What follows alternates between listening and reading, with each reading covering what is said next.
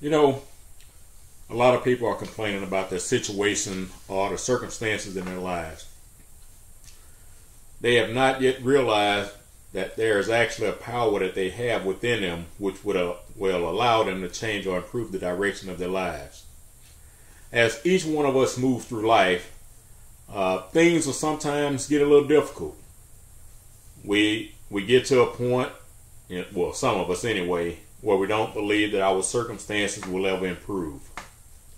We start to believe everything is stacked against us, and we begin to settle for. We live a settled for life. We have a settled for existence. Everything that we have, we settle for. I mean, you get the picture.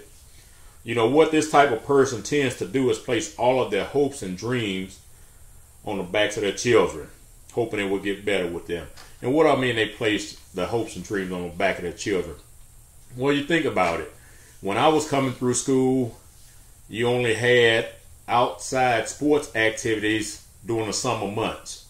And nowadays, you see a lot of the kids being placed in AAU leagues throughout the school year. They're placed in football camps throughout the school year.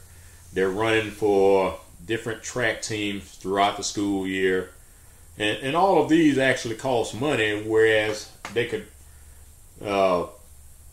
participate in the school activities for free, practically free, because some of the schools have actually gotten out of line now, started charging to participate in sports to represent the school. You know, it doesn't make sense to me. And the point I'm making with that is the parents are trying to enhance the kids' abilities so that the kids can get an athletic scholarship with the hope that the kid's going to be drafted into the one of professional ranks. So when the kid gets into the professional ranks and get that signing bonus, they can turn around and ease the tensions of the parents' lifestyle or lack of lifestyle. And so you get the picture. You know, I don't need to go into that a whole lot more. But the problem is, unless the child is a strong-willed individual, they tend to follow the same pattern of destruction that the parents follow. I mean, how many of us heard from our parents that they never wanted to be rich, or rich people have too many problems? You know, poor people have problems too. You know, but when parents sit there and tell you they're not rich, but they go to work all the time to earn money because they care about money, something's wrong with their thought process, and it messes up the kids. And you know, whenever I speak, my objective is to help a person move forward in their lives, to get to a better position in their lives. And you know, the problem is, I can sit there and encourage them to do that, but that individual has to have some type of desire on the inside to make their life better. And at the end of each talk, I always tell the audience they all have the same power. And that power is the power to choose. We all have the power to choose. And we can continue to choose to complain or not accomplish or blame others for whatever reasons we find that will suit us. You know, it kind of reminds me of a story I heard years ago. A guy's lawnmower had broke down, and he went and knocked on his next door neighbor's door. They had a pretty good relationship throughout the years. And the guy said, you know, my lawnmower stopped on me in the middle of cutting my front yard, and you know, if you could just let me borrow yours to finish my front yard, I won't even try to cut my backyard, but just to try to get my front yard complete. And the guy's neighbor said, well, I can't let you borrow my lawnmower because my wife is fixing chili. And the guy said, well, what does your wife fixing chili have to do with me borrowing your lawnmower? And his neighbor said, well, if I don't want to let you borrow my lawnmower, one excuse is just as good as another one. And that's how a lot of us live our lives. Or we can choose to get off of our excuses and our rear end and do something that will improve and enhance our lives. It doesn't matter what you or I believe. We can have different views on everything, but you still have the power to choose to do better.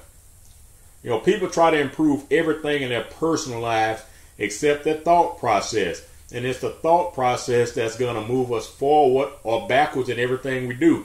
Because we're not there's no such thing as standing still with our thought process. We're either moving forward or we're getting left behind based on our thought process. So we can choose to do better. When you talk to folks about reading, watching, or listening to something positive, they can give you all the reasons they don't have time to read, watch, or listen. However, they know all the plays from the weekly professional sporting event. Just here recently, everybody's up in arms about Andre Johnson here in the Houston area. Man, who cares about Andre Johnson? He's a human being too, just doing a job. I mean, how many people get excited about you going in and tell your boss, hey, fire me or get me some help around here? None of y'all going to make that decision. So why we get so excited about Andre Johnson or Frank Gore, I believe, just left his team as well. But we know all about that stuff. But we don't have time to read, watch, or listen to something that's going to motivate, inspire, and help us move forward. They know how much an athlete just signed his last contract for. Hey, I'm going to be honest with you.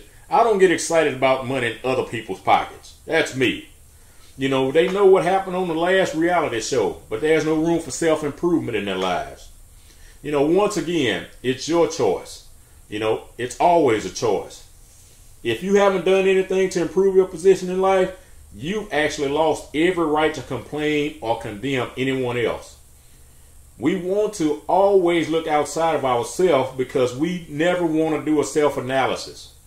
If we don't change our thinking, we will never change our finances, our marriages, our relationships, our health, or our zip codes.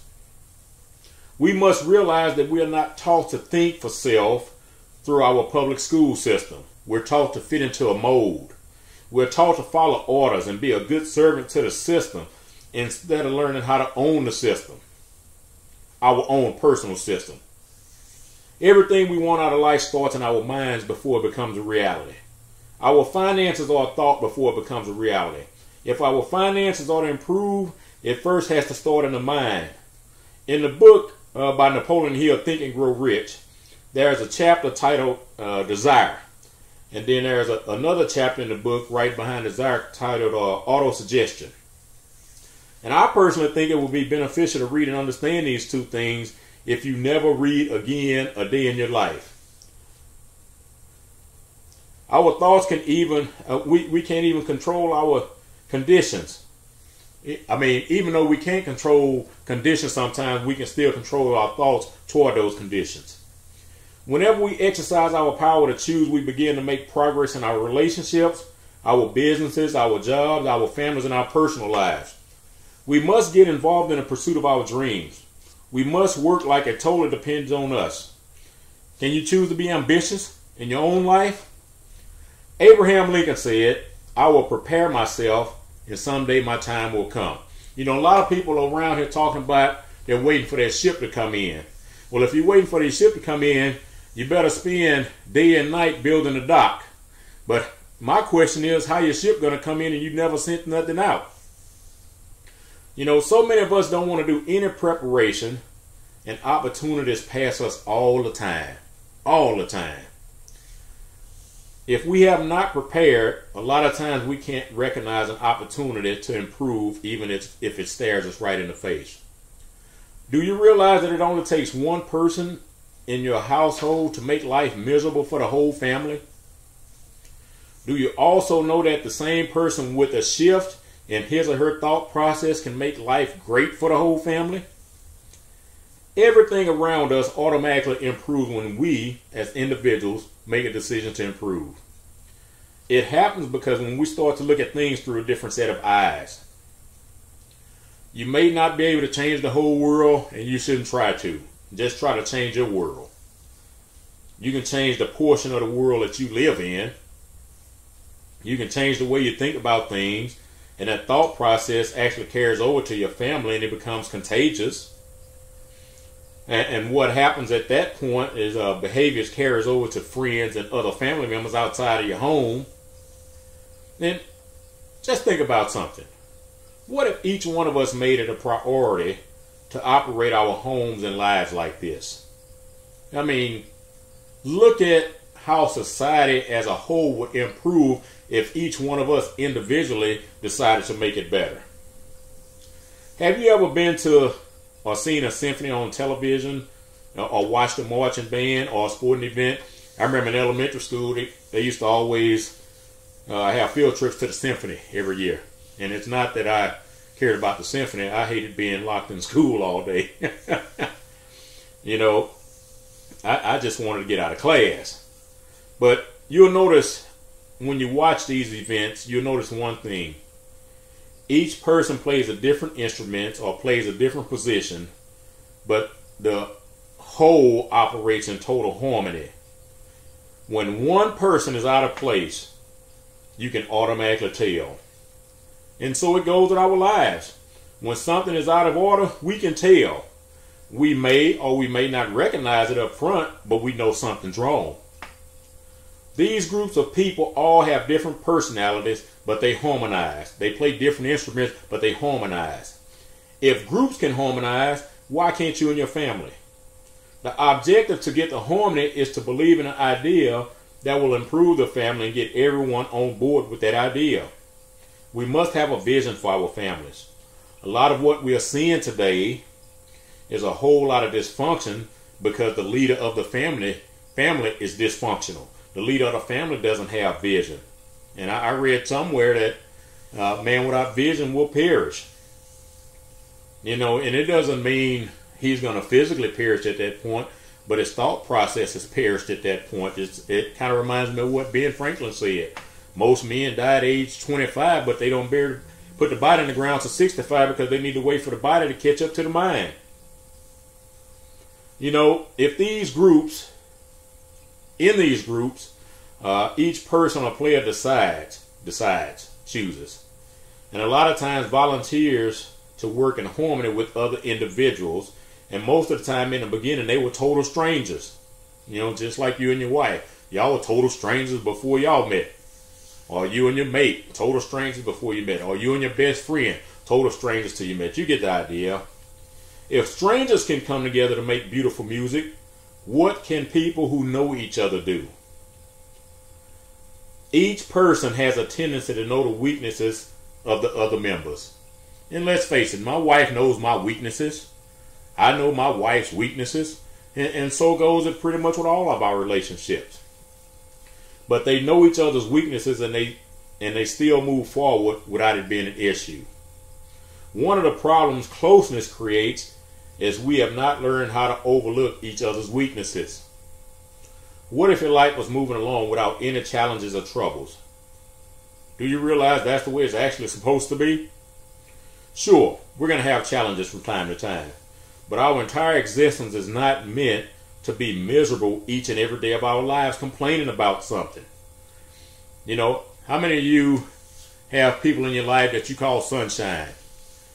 When they walk in the room, they brighten it up. Or if they're the type of person, when they walk out of the room, it brightens up. You know, from time to time, an asteroid actually hits Earth. But it's a rare occurrence. And for the most part, the solar and planetary system operates in harmony as well. All of our ancestry has conditioned us to believe that we actually deserve trouble. These types of thoughts are the thoughts that keep us in mental bondage. If things are going too smoothly, we start to expect something to go wrong.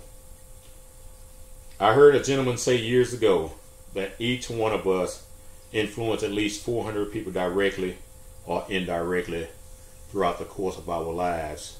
Well, I'm not going to say the course of our lives. I don't remember exactly how he put it. But he said we're influencing 4 people directly or indirectly. And that's not just us. That's with our spouse and with the way our kids treat people as well, and the thought process that they have toward other people. Subscribe to the channel at the link below.